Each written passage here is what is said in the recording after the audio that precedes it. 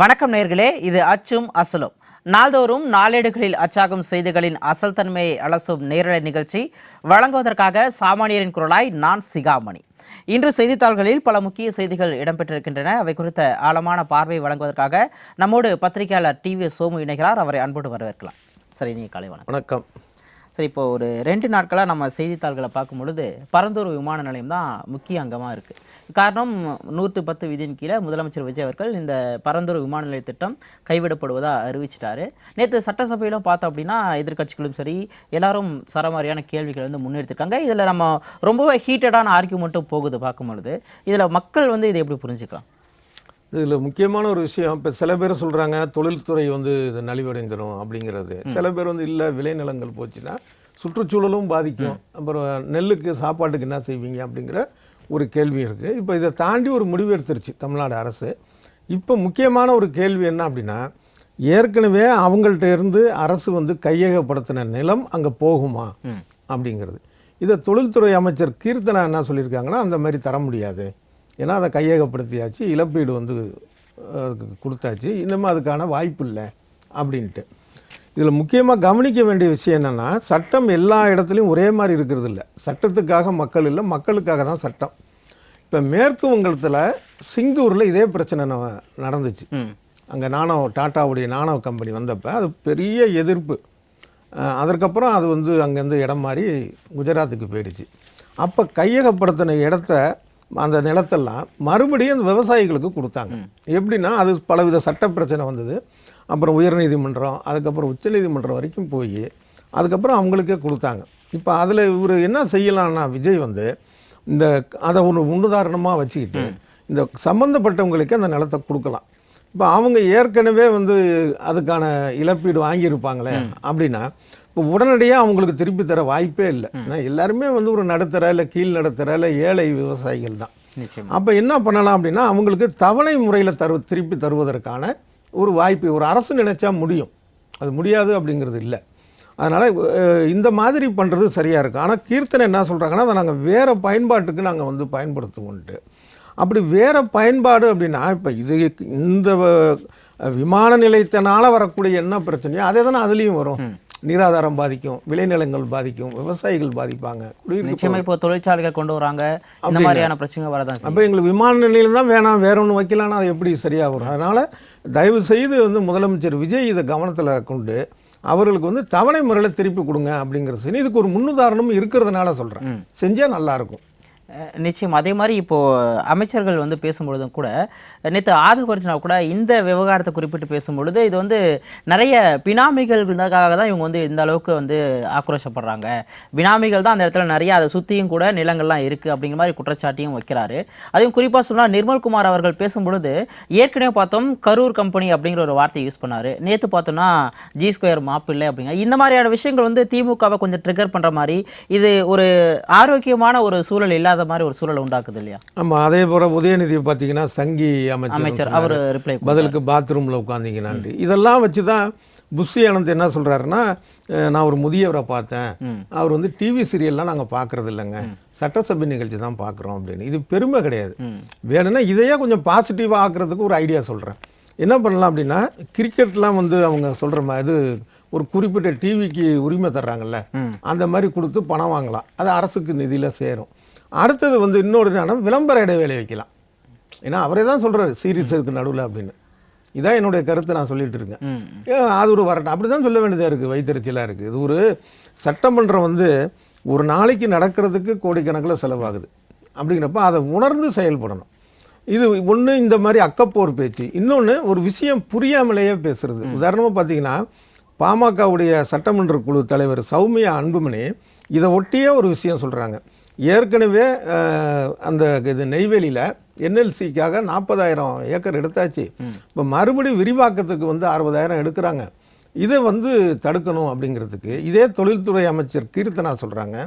அப்போ அது மத்திய அரசு நிறுவனம், மத்திய அரசுடைய கூட்டணி வச்சிருக்கிற கட்சிகள் பேசி முடிவெடுங்க அப்படின்னு. அப்போ மாநில அரசில் ஆள்றவங்களுக்கு என்ன வேலைன்னு ஒன்று தவிர அவருக்கு அரசியல் தெரியல.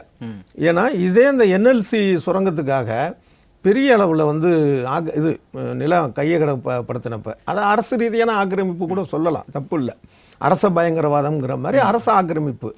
அப்போ மிக கடுமையான போராட்டத்தை முன்னெடுத்தது வந்து பாமக. இப்போ மத்தியில் கூட்டணியில் இருக்கிறோம் அப்படிங்கிறதுனால இதில் என்னென்னா அந்த விளை நிலங்களில் அந்த கதிரெலாம் வந்து இன்னும் கொஞ்சம் நாளில் முற்றி அதுக்கு வந்து வரக்கூடிய ஒரு சூழலில் போய் அந்த புல்டோசர் வச்சு அழித்து அதெல்லாம் பண்ணாங்கங்கிறது மக்கள்கிட்ட ஒரு பெரிய கொந்தளிப்பு அந்த பக்கத்தில்.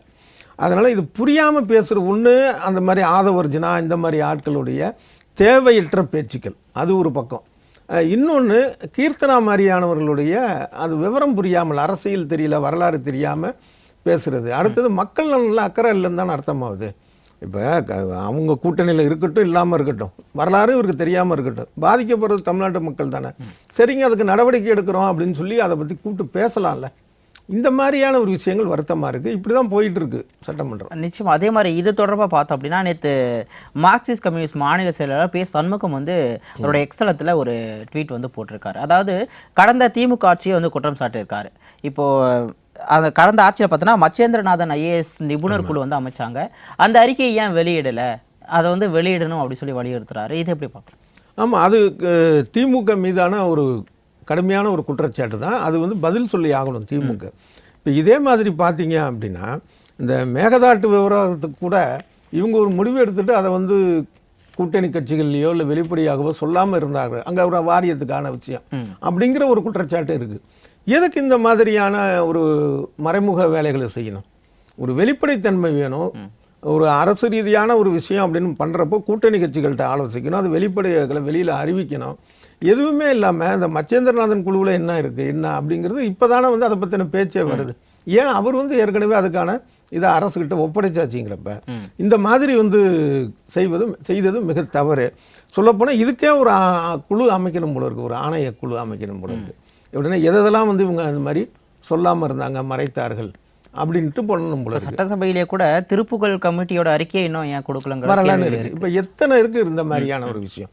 திருப்புகழ் கமிட்டி அறிக்கையை பற்றின சில தகவல்கள் அப்போ வந்தப்பயே இது ரொம்ப முக்கியமான ஒரு அறிக்கை, வெள்ள பாதிப்பு இந்த மாதிரி விஷயங்களுக்கு வந்து அது ஒரு சரியான வந்து ஒரு தீர்வாக இருக்கும்னு சொல்லி பேசப்பட்டது. அப்போ அது மாதிரியான விஷயங்கள் இருக்குல்ல, இது பட்டியல் போட வேண்டிய அளவுக்கு திமுக ஆட்சி இருந்திருக்கு அப்படிங்கிறது வந்து ரொம்ப ஒரு வருத்தமான ஒரு விஷயம்.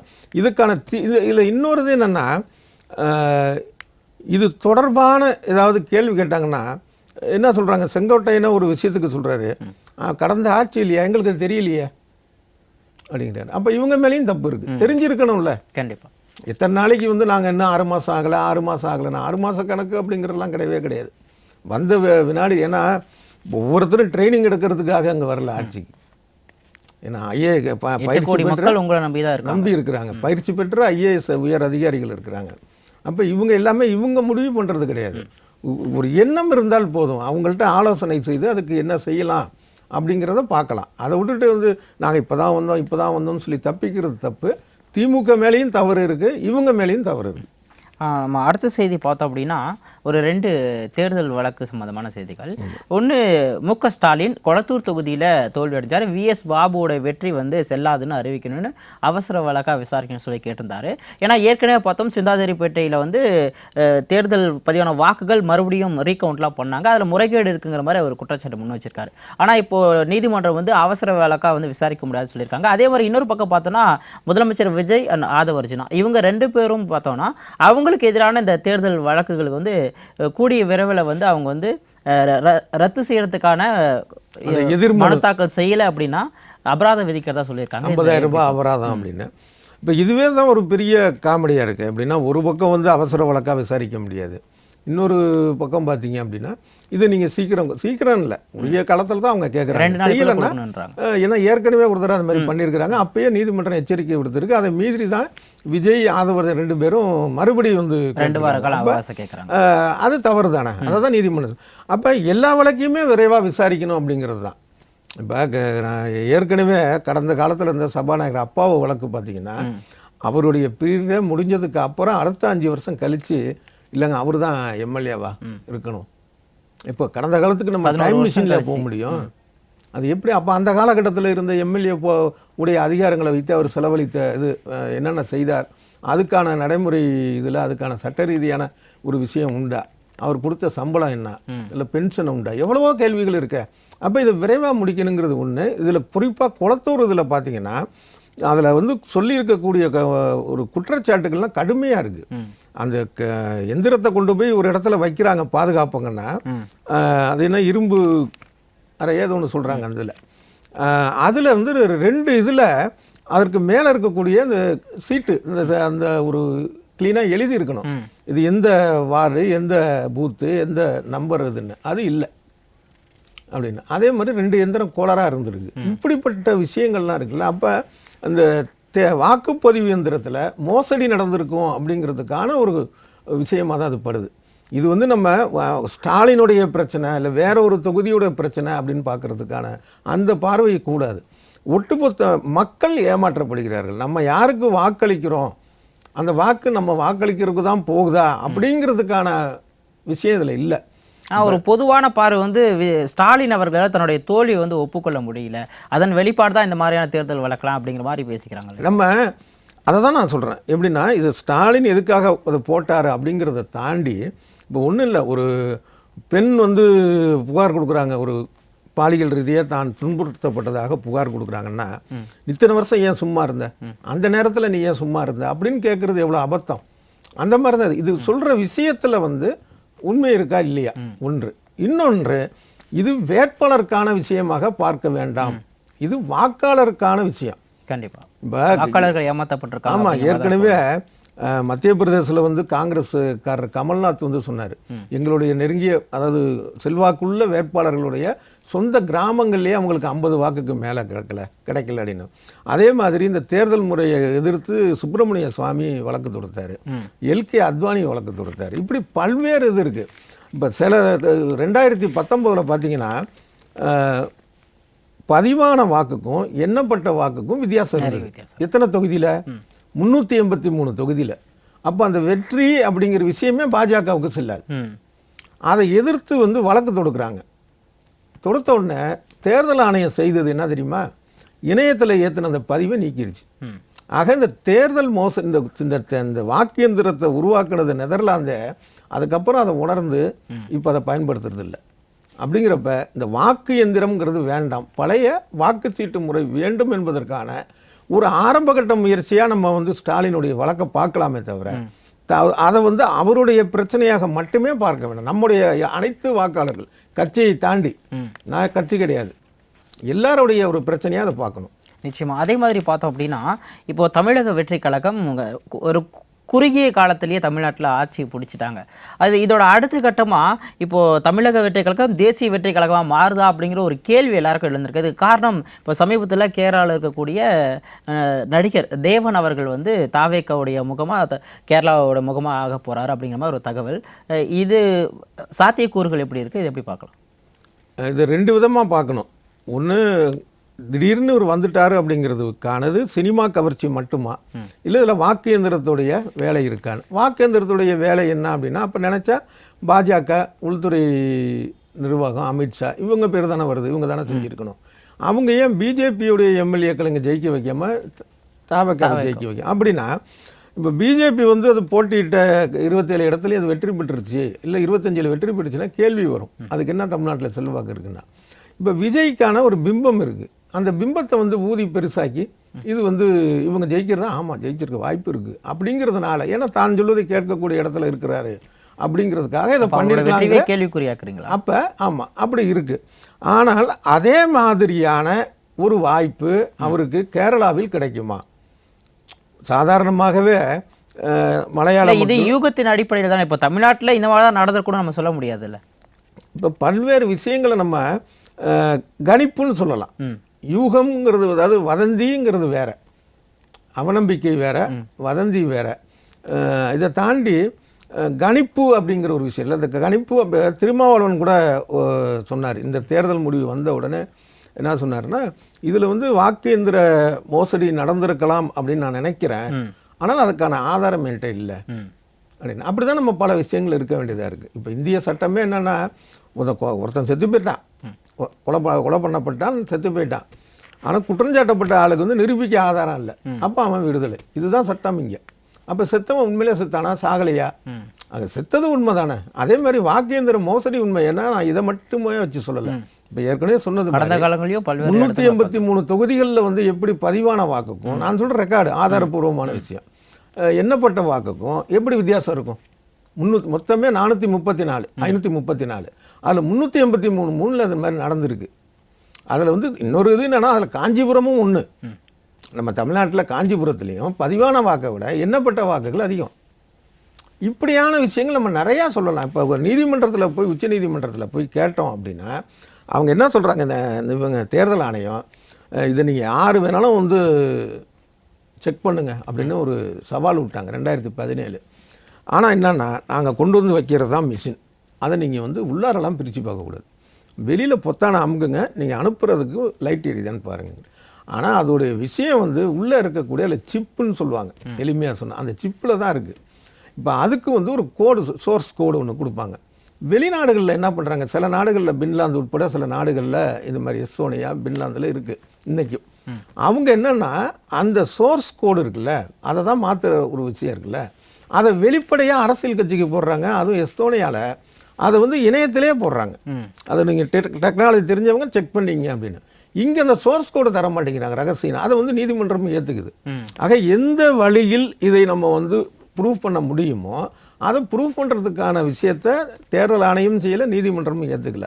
அப்போ நம்ம நியாயமாக இதுக்கான சந்தேகப்படுறதுக்கான வாய்ப்பு இருக்குது. ஒன்று தவிர இந்த கேரளா விஷயம் பார்த்திங்கன்னா தமிழ்நாட்டு அளவுக்கு வந்து ஒரு 10% விஜய் வாங்கி எக்ஸ்ட்ரா 25 தேர்தல் வாக்கெந்திரம் மூலம் வந்திருக்கு அப்படின்னா இங்கே இருக்கக்கூடிய அந்த 10% வாக்கு கூட அங்கே கிடைக்குமான்னு தெரியல. இங்கே இருக்கிற அந்த ஈர்ப்பு அங்கே இருக்குமான்னு, அதே மாதிரி வாக்கேந்திரத்துடைய ஒரு வாய்ப்பு அவருக்கு அங்கே இருக்குமா அப்படிங்கிறது தெரியல. அதனால் இவருடைய ஒரு முயற்சி எந்த அளவுக்கு போகல. இன்னொரு விஷயத்தில் அவங்க என்ன நினைக்கிறாங்கன்னா இந்த மாதிரி இந்த இன்ஸ்டாவில் பொய்யா சொல்லி இப்போ அதை தான் ஹிந்தியில் கூட வட இந்திய மாநிலங்கள் நம்ம தொடர்ந்து இந்த மாதிரியான பார்க்குறோம். அந்த ஒரு நம்பிக்கையில் அவங்க இருக்கிறாங்க. இது எந்த அளவுக்கு அது கை கொடுக்கும் அப்படிங்கிறது வந்து காலம் தான் சொல்லணும். சார், மிக முக்கியமான ஒரு செய்தி, தமிழ்நாட்டில் மட்டுமில்லை இந்தியா முழுக்க தேர்தல் வந்து ஒரே நாடு ஒரே தேர்தல் அப்படிங்கிற ஒரு விஷயத்தை கொண்டு வரணும்னு பாஜக அரசு பல காலமாக முயற்சி பண்ணிட்டு இருக்காங்க. நம்ம தமிழ்நாட்டில் குறிப்பாக இதுக்கு மிகப்பெரிய அளவில் எதிர்ப்பு இருக்குது.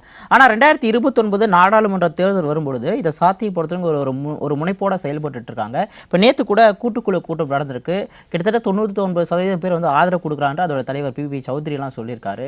அப்படி நடக்குதுங்கிற பட்சத்தில் தமிழ்நாட்டில் இப்போ விஜய் அவர்களோட ஆட்சி 2029 முடிவுக்கு வந்துருமா? இது சாத்தியக்கூறுகள் எப்படி இருக்கு? ஆமாம், இது வந்துச்சுன்னா 2029 நாடாளுமன்ற தேர்தலோட இப்போ தமிழ்நாடோட சேர்த்து 5 மாநில தேர்தல்கள் இப்போ யூனியன் பிரதேசம் பாண்டிச்சேரி உட்பட நடந்துச்சுல்ல, இது எல்லாமே அந்த 3 வருடத்தோட அது முடிஞ்சிடும். அது அடுத்தது இப்போ அடுத்த வருடம் நடக்கக்கூடிய மாநிலங்களில் நடக்கக்கூடிய அந்த அந்த எந்த சட்டப்பேரவை அமையுதோ எந்த கட்சி இதோ எதுவாக இருந்தாலும் அந்த 2 வருடத்தில் அது முடிஞ்சிடுவது. இது என்ன காரணம்னா, இது ஏற்கனவே 2024 முயற்சி பண்ணிகிட்டு இருக்கிறாங்க காங்கிரஸ் பாஜக தரப்பில், எப்படியாவது இதை கொண்டு வந்துடணும் இந்த விஷயத்தை அப்படின்னு. இதில் தொடர்ந்து வந்து அவங்களுக்கு இது வந்து அரசமைப்பு சட்டம் மாற்றங்கிறதுனால 2/3 வேணும். அது இது வரைக்கும் அவங்களுக்கு இது கிடைக்குமா அப்படிங்கிற ஒரு இதுலேயே இருந்துகிட்டு இருந்தது. ஆனால் இப்போ அது கிடைக்குங்கிற ஒரு நம்பிக்கையில் இருக்குது. இப்போ உதாரணமாக பார்த்தீங்கன்னா கடந்த தேர்தலுக்கு பிறகு மேற்கு வங்க சட்டமன்ற தேர்தலுக்கு பிறகு 20 எம்பிக்கள் இங்கே வந்திருக்காங்க. பாஜகவுக்கு வந்திருக்காங்க தான் சொல்லணும். கண்டிப்பாக அவங்க வந்து லெட்டர் பேட் கட்சி அங்கீகரிச்சு அனைத்து கட்சி கூட்டத்துக்குலாம் கூப்பிடுறாங்களே. ஆமாம், என்னன்னா அவங்க இருக்கிறது வந்து இன்னொரு மாநிலத்தில் இருக்கக்கூடிய ஒரு கட்சியா, சின்ன கட்சியா அதுன்னு. அப்படி இப்படிப்பட்ட கணக்கெல்லாம் பார்த்து இது பண்ணால் சரி நம்ம வந்து இந்த விஷயத்தை கொண்டு வந்துடலாம் அப்படின்னு. அப்படி கொண்டு வரும் பட்சத்தில் நிச்சயமாக இங்கே வந்து இந்த தவேக ஆட்சி ஒரு நிறைவுக்கு வரும். அப்போ ஒரு புது தேர்தல் அப்போ மக்களுடைய மனநிலை எப்படி இருக்குது, இவங்களுடைய வெற்றி வாய்ப்பு என்ன அப்படிங்கிறத அப்போ தான் பார்க்கணும். அதே மாதிரி பார்த்தோம் அப்படின்னா நம்ம இந்த அரசியல் சார்ந்து நடிகர் தனுஷ் அவர்கள் இப்போ தொடர்ச்சியாக பார்த்தோம் அப்படின்னா அரசியலில் அதிக கவனம் செலுத்துகிறாரோ அப்படிங்கிற ஒரு கேள்வி இருக்குது. சமீபத்தில் கூட ஒரு RSS நிர்வாகியை வந்து சந்திச்சிருக்காரு. இதன் பின்னணி என்னன்னு பார்க்க. ஆமாம், அது சொல்லணும். அதுக்கு நடுவில் இன்னொரு விஷயமும் நம்ம பேசுகிறப்ப நான் விட்டுட்டேன். இப்போ அந்த நெய்வேலி சுரங்கத்தை பற்றி பேசணும்ல. ஆமாம், அப்போ அதில் வந்து மறுபடி நிலம் எடுக்க வேண்டாம் அப்படிங்கிறத சொல்லிட்டு முக்கியமாக இவர் சொல்லியிருக்கிறாரு, தமிழக வாழ்வுரிமை கட்சி தலைவர் வேல்முருகன் சொன்ன ஒரு விஷயம் கவனத்தை இருக்கிற விஷயம். அதாவது ஒரு குழு ஒன்று அமைச்சு தமிழ்நாட்டில் கனிம வளங்கள்லாம் எங்கெங்கே என்னென்ன இருக்குது அது மாதிரி விளைநிலங்கள் இது சம்பந்தமான ஒரு ஆராய்ச்சி நடத்துங்க, ஆய்வு நடத்துங்க. நடத்திட்டு இங்கெல்லாம் வந்து இது பண்ணக்கூடாது, இது பண்ணக்கூடாது, ஒரு கொள்கை ரீதியான ஒரு விஷயம் பண்ணுங்கன்னு. இது ரொம்ப முக்கியம் எதிர்காலத்துக்கு. இப்போ நீங்கள் சொன்ன விஷயத்துக்கு நடிகர் தனுஷ் அரசியலுக்கு வருகிறார் அப்படின்னு போட்டு ஒரு கேள்விக்குறியாக இருந்துகிட்டு இருக்கு. எனக்கு என்னமோ அந்த கேள்விக்குறி ஆச்சரியக்குறியாக மாறும் அப்படின்னு தான் நினைக்கிறேன். ஏன்னா ரொம்ப நாளுக்கு அப்புறம் வந்து அவருடைய ரசிகர் மன்றத்துக்கான கொடி வந்து அறிமுகப்படுத்தினாங்க. இல்லை, அது ஏற்கனவே பயன்பாட்டில் இருந்தது தான், இப்போ காரில் வச்சதுனால இப்போ வெளியே தெரிஞ்சிருக்கு. அதை வந்து ஒரு பெரிய அளவில் அதை கொண்டு வந்தாங்க அப்படிங்கிறப்ப தான் இந்த கவனம் பெற்றது ஒன்று. அதுக்கு அடுத்தது வந்து பார்த்தீங்க அப்படின்னா சட்டமன்ற தொகுதி வாரியாக உறுப்பினர் சேர்க்கை, நிர்வாகிகள், இப்படி ஒரு இது போனாங்கல்ல. இப்போ ஏற்கனவே விஜய் அப்படி தானே பண்ணார். சட்டமன்ற தொகுதி வாரியாக தான் ஒவ்வொரு மாணவர்களை தேர்ந்தெடுக்கிறப்ப மாவட்ட ரீதியாக தான் பொதுவாக எடுப்பாங்க. ஆனால் விஜய் வந்து அந்த சட்டமன்ற தொகுதி வாரியாக மாணவர்களை தேர்ந்தெடுத்து பரிசு கொடுத்தாரு. இந்த ஆண்டு இன்னும் தேர்தல் நடக்கலையா, மாணவர்களுக்கு தேர்வு நடக்கலையாங்க மாதிரி நிறைய குற்றச்சாட்டுகள் இருக்கு. இந்த ஆண்டு வந்து தேர்தல் நடக்க ஜெயிச்சதுனால அவர் கொடுக்காம விட்டார் கேள்வி. தனுஷை பொறுத்தளவில் எப்படின்னா ஒரு காரண காரியத்தோட சுயநலமாக செய்வார் அப்படின்னு நம்ப முடியல. உதாரணமாக பார்த்தீங்கன்னா அவர் படித்த பள்ளிக்கூடத்துக்கு ஒரு பெரிய கட்டிடம் கட்டி கொடுத்துருக்கிறார். உண்மையிலே ஒரு நெகிழ வைக்கக்கூடிய ஒரு விஷயம். இப்போ நம்மள எத்தனை பேருக்கு அந்த மாதிரியான ஒரு மனநிலை, ஒரு வசதி வாய்ப்புங்கிறது இருந்தால் கூட ஒன்று. அடுத்தது வந்து ஒரு 10 ரூபா செலவு பண்ணிட்டோம் அப்படின்னா அதை 10 லட்சம் ரேஞ்சுக்கு அதை விளம்பரப்படுத்துறது தான் இருக்கும். இவர் அதை இது பண்ணிக்கவே இல்லை. ஒரு மனதார அதை செய்யணும்னு நினச்சிருக்கிறாரு. ஆசிரியர்கள் காலில் விழுந்த ஆசீர்வாதம், இந்த மாதிரியான ஒரு விஷயங்கள். அதாவது அவருடைய படங்களே பார்த்தீங்க அப்படின்னாலே சில படங்கள்லாம் வந்து அசுரன் படமாக இருக்கட்டும், அது உட்பட ஒரு அரசியல் ரீதியான ஒரு விஷயங்கள் அப்படிங்கிறது வந்து அதில் இருக்குது. அவர் எந்த மாதிரி அரசியலுங்கிறதுல வந்து வேறுபட்டு இருக்கலாம் ஒன்று. இப்போ இந்த ஆர்எஸ்எஸ்க்கு வருவோம். ஆர்எஸ்எஸ் ஏன் அது மாதிரியான ஒரு அணுகிருக்கு அப்படின்னா அதில் 2 பார்வை இருக்கலாம். ஒன்று, ஒரு நடிகர் அரசியலுக்கு வரப்போகிறார் அப்படின்னா அவங்க பல்வேறு தரப்பட்டவர்கள் வந்து இப்போ ரஜினியை போய் ஆளாளுக்கு பார்த்துட்டு இருந்தாங்க. அதே மாதிரி விஜய் வர்றதுக்கு முன்னாடி பார்த்துட்டு இருந்தாங்க. திருநாவுக்கரசு காங்கிரஸ்லேருந்து போய் பார்த்தார், ரங்கசாமி வந்து போய் பார்த்தார். இப்படி பல்வேறுபட்ட ஆட்கள், பிஜேபி ஆட்கள், விஜயே போய் மோடியை சந்தித்தது உண்டு பழைய இதில். அந்த மாதிரியான ஒரு இது இருக்கலாம். இவருக்கு வந்து இந்த இது மதுரா சார் அயோத்தி கோயில் கட்டினப்ப தமிழ்நாட்டிலேருந்து போன நடிகர்கள் 2 பேர். ஒன்று ரஜினிகாந்த், ஒன்று இவர் யாரே தனுஷ் ஒரு இதில். அதே மாதிரி மோடிக்கு பிறந்தநாள் வாழ்த்து சொல்கிறப்ப ஓம் நம சிவாயின்னு போட்டு வாழ்த்துலாம் சொன்னார். அதனால் இவர் தனக்கு இருக்கக்கூடிய அந்த ஒரு மத ரீதியான ஒரு ஈர்ப்பை வந்து மறைச்சதில்லை. ஸோ அந்த புள்ளியில் அவங்க வந்து ஒன்றிணைகிறதுக்கான ஒரு விஷயம் இருக்கலாம் ஒன்று. அதே மாதிரி பிஜேபி கூட பார்த்திங்கன்னா அது வந்து விஜயை வச்சு சில விஷயங்கள் நம்ம பண்ணிட்டு தான் இருக்கிறோம். அது எதுக்கு இன்னொரு இது வரட்டுமே அப்படின்னு நினைக்கிறதுக்கான ஒரு வாய்ப்பு இருக்குது. அதனால் இவர் வருவதற்கான ஒரு வாய்ப்பு இருக்குது. அப்படி வெளிப்படையாக சொல்லிட முடியுமா பிஜேபி விஜய் இயக்குது அப்படின்னு? இல்லை, பல விஷயங்கள் நம்ம யூகம் தான் நம்ம சொல்ல முடியும். காலம் வந்து அதுக்கான ஒரு பதிலை சொல்லும். அது மாதிரி தான் இருக்குமே தவிர இப்போ வந்து வெளிப்படையாக நம்ம வந்து அது ஆதாரம் இருந்தால்தான் அப்படின்னா சட்டமே அப்படி தான் சொல்லுது. ஒருத்தன் தான் ஏற்கனவே சொன்னது தான், ஒரு குற்றம் நடந்துருச்சுன்னு தெரியுது, ஆனால் யாரும் குற்றவாளி இல்லை. இப்போ உலகத்தில் இந்த மாதிரி ஒரு சட்டம் வேற எங்கேயும் இருக்குமான்னு தெரியல. குற்றம் நடந்தது உண்மை, கொலையுன்றது உண்மை, கொலைகாரர்கள் யாரும் இல்லை. தனக்குத்தானே ஒருத்தன் தற்கொலை கொலை பண்ணிக்கிட்டாங்கிற ரேஞ்சில் தான் இருக்க ஒழிய, அதனால் இந்த யூகம்ங்கிறதுக்கு நம்ம முக்கியத்துவம் கொடுக்க வேண்டிய கட்டாயத்தில் இருக்கிறோம். நிச்சயமாக சார், நிறைய செய்திகள் இன்னும் இருக்குது. ஆனால் நேர்மின்மை காலமாக இதோட முடிச்சுக்கலாம். பல்வேறு செய்திகள் கொடுத்து ஆழமான பார்வைகளுக்கு ஒரு முக்கிய நன்றி. நன்றி நேர்களே. இன்று அச்சும் வசனம் நிகழ்ச்சியில் பத்திரிகையாளர் டிவி சோமு பல செய்திகள் குறித்த பல்வேறு கோணங்களையும் நம்மோடு எடுத்து வைத்தார். மீண்டும் நாளை அச்சும் வசனம் நிகழ்ச்சியில் சந்திப்போம். நன்றி, வணக்கம்.